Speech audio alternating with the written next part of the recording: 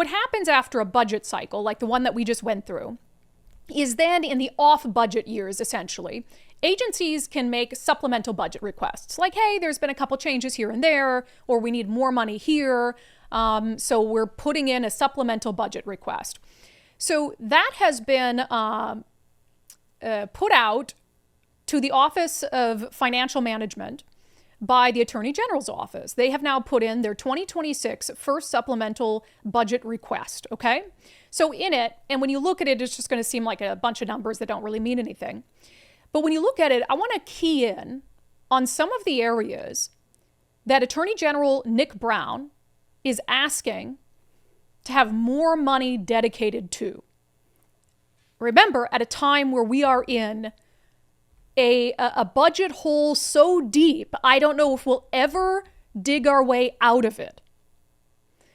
So let's go through, and there's not very many. There's like 1, 2, 3, 4, 5, 6, 7, 8, 9. There's like 9 areas where he wants more money to the tune of, gosh, about, is that $588 million, something like that? So let's go through these areas. I don't know that it'll be a surprise to you guys. $4.7 million for what?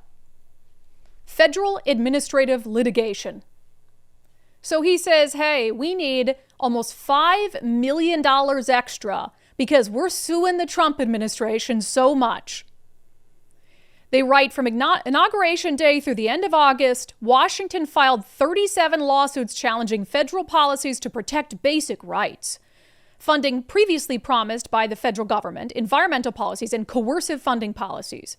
The pace of litigation likely will increase as agency heads and appointees become more familiar with their positions.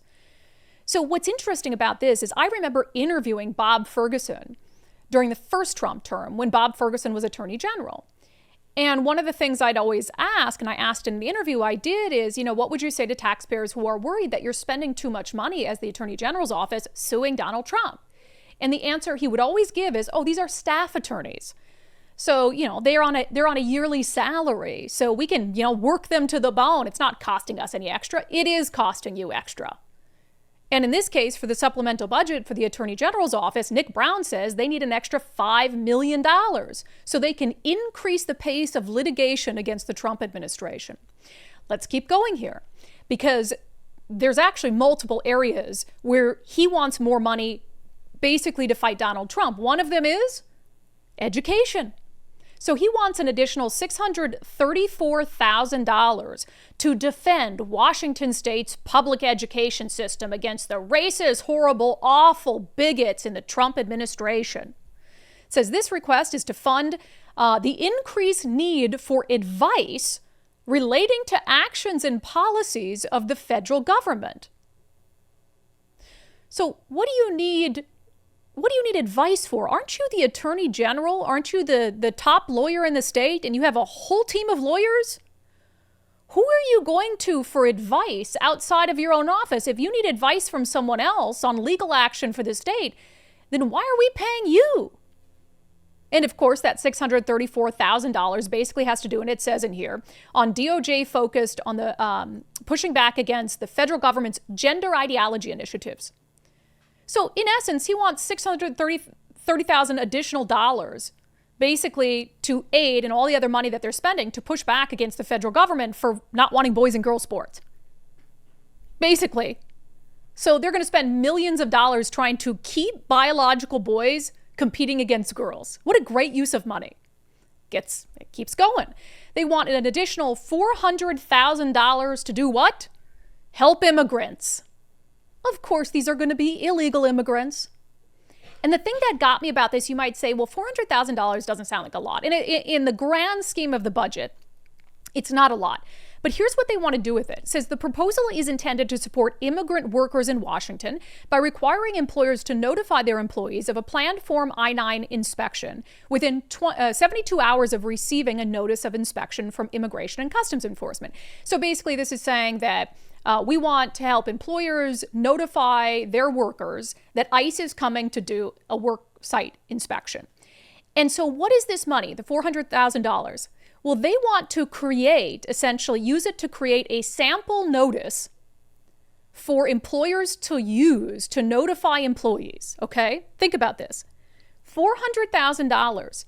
So the Attorney General's office can basically come up with a one-page document that employers across the state can give to their employees to notify them that ICE is coming. It's going to cost you $400,000 to write a sample notice so employers can help employees know when ICE is coming?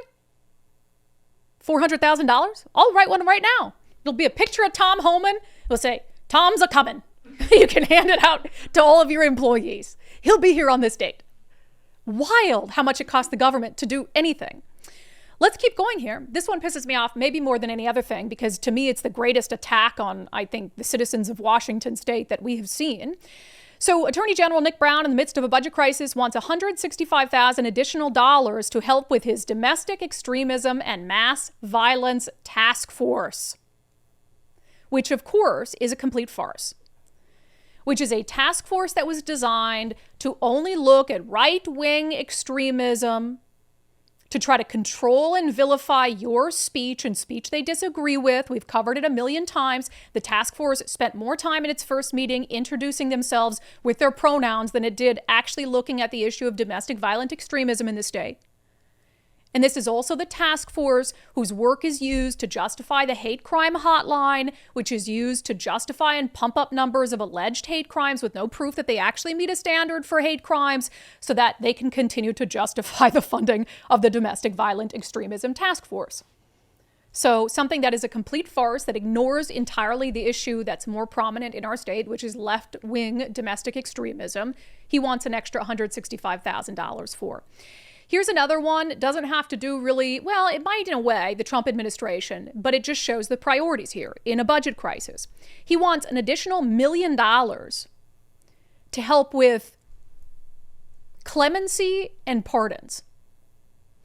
So it says the Attorney General's office provides legal advice and staffing for the Clemency and Pardons Board.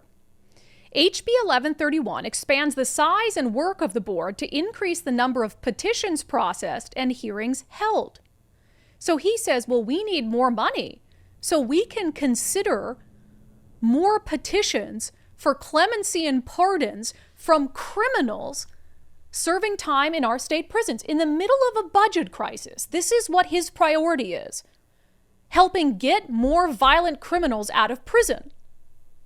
Now, here's the kind of kicker, and why is this happening? Why are they getting more petitions? He says, oh, the number of petitions coming into the governor's office has increased dramatically. Well, remember what the legislature did this year.